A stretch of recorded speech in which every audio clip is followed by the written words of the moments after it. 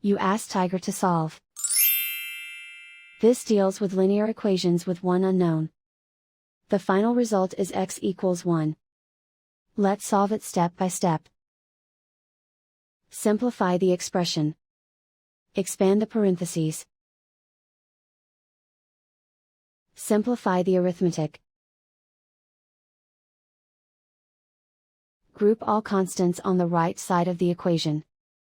Subtract 10 from both sides. Simplify the arithmetic.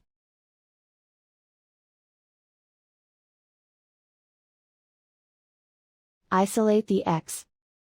Divide both sides by 5. Simplify the fraction.